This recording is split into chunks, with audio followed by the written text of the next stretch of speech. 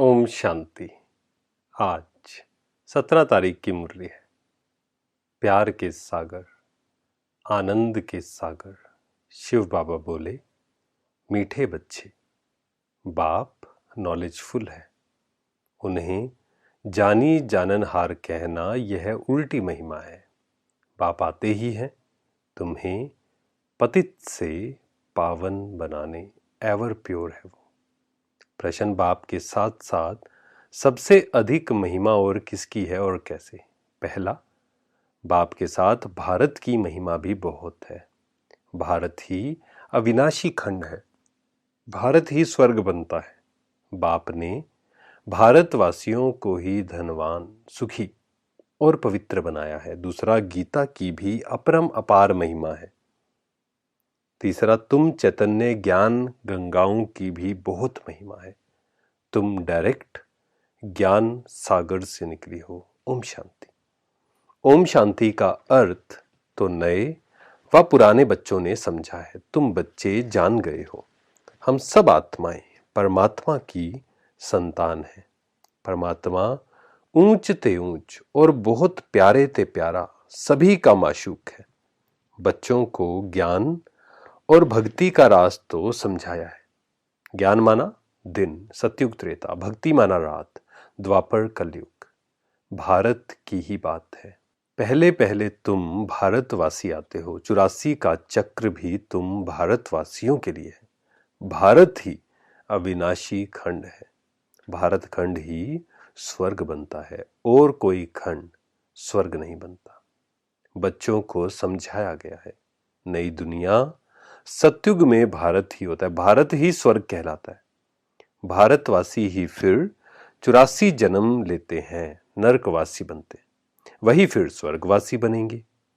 इस समय सभी नरकवासी हैं, फिर भी और सभी खंड विनाश हो, बाकी भारत रहेगा। भारत खंड की महिमा अपरम अपार है।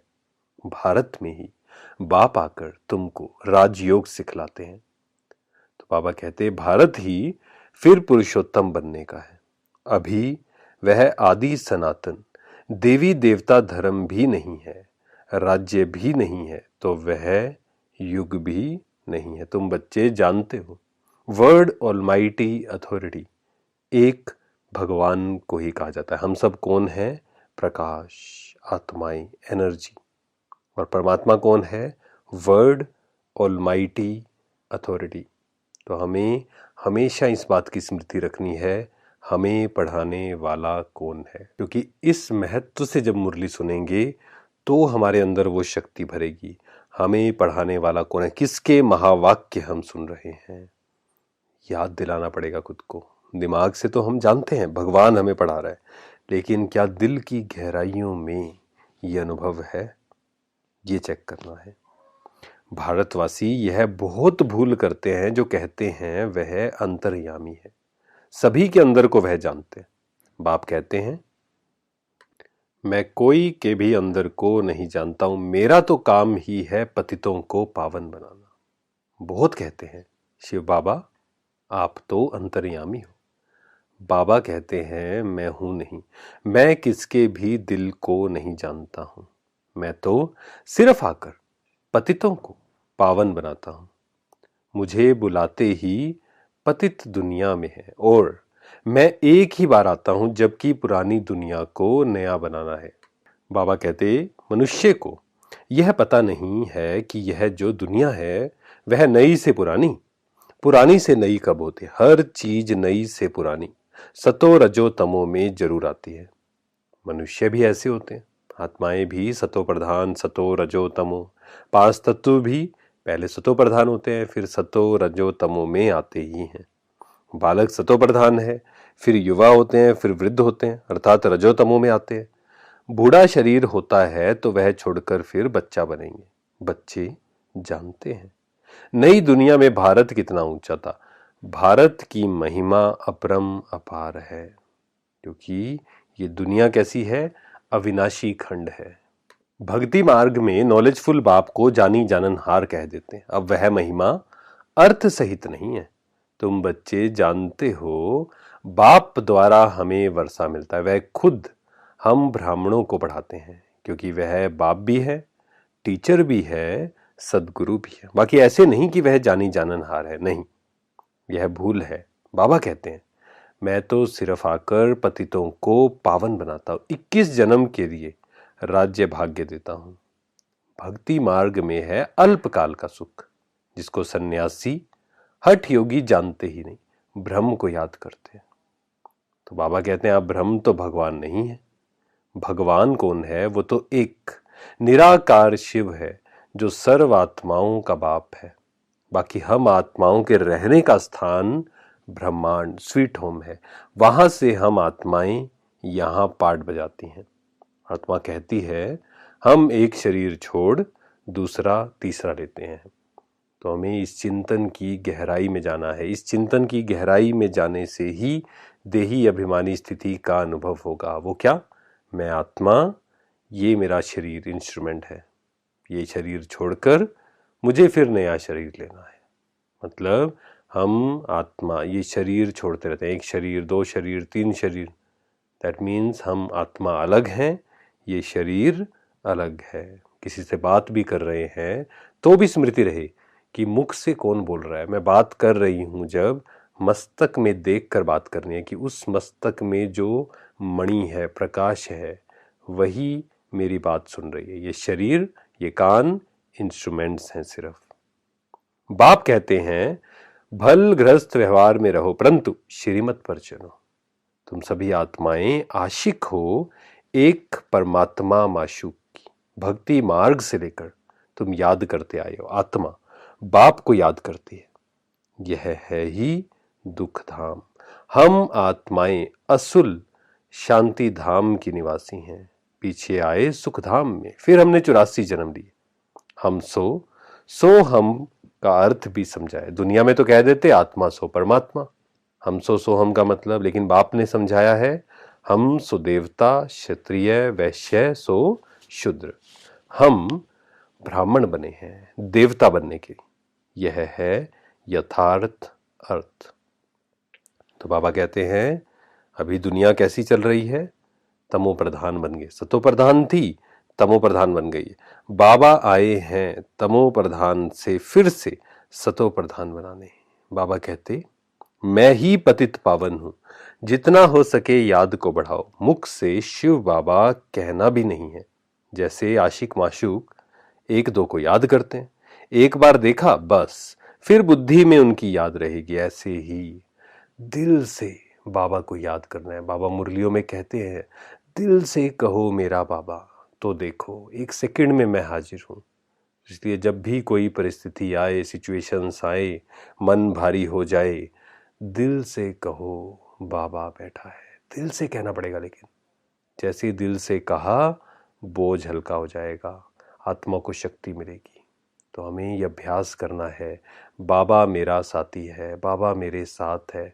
बार बार ये स्मृति में लाना है। बार बार स्मृति में लाएंगे एकांत में बैठकर, स्थिर होकर, पेशेंस रखकर, तो ये हमारे सबकॉन्शियस माइंड में चला जाएगा और संकल्प क्रिएट करते ही हम उसके स्वरूप बन जाएंगे। बाबा कहते हैं मैनर्स भी अच्छे चाहिए, दैवी गुण भी धारण करने, वह फिर 21 जन्म चलेंगे। अभी है सबके आसुरी गुण। आसुरी दुनिया पतित दुनिया है ना। सत्युग है गोल्डन एज, सच्चा सोना। फिर त्रेता में चांदी की अलाएं पड़ जाती हैं, कला कम हो जाती है।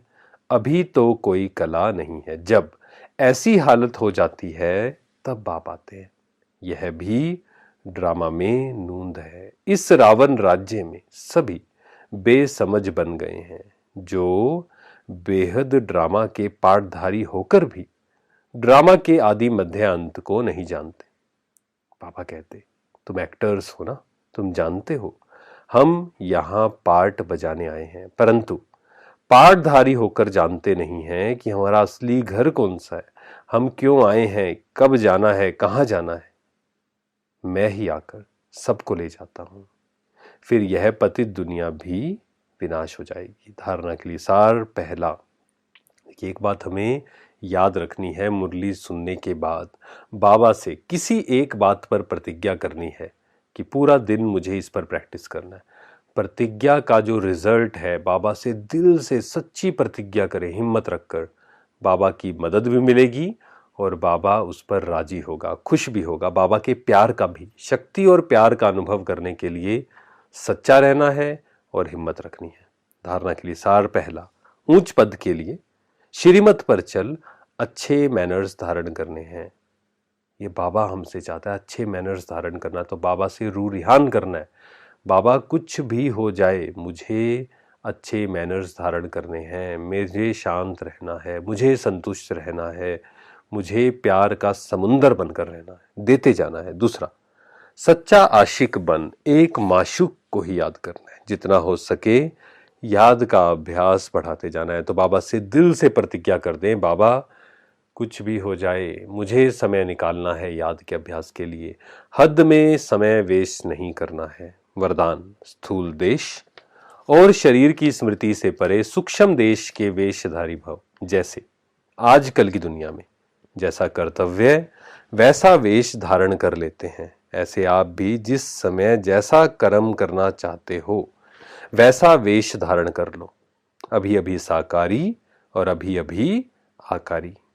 बाबा कहते हैं ऐसे बहुरूपी बन जाओ तो सर्व स्वरूपों के सुखों का अनुभव कर सकेंगे। यह अपना ही स्वरूप है। दूसरे के वस्त्र फिट हों या ना हो, लेकिन अपने वस्त्र सहज ही धारण कर सकते हो। इसीलिए इस वरदान को प्रैक्टिकल अभ्यास में लाओ तो अव्यक्त मिलन के विचित्र अनुभव कर सकेंगे। स्थूल देश और स्मृति से परे सूक्ष्म देश के वेशधारी भव। फरिश्ता, हमारा लक्ष्य क्या है?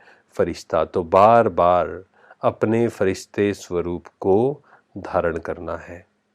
चलिए थोड़े समय के लिए सच्चे आशिक बनकर बैठ जाए और कोई भी याद ना आए, बस बाबा और मैं।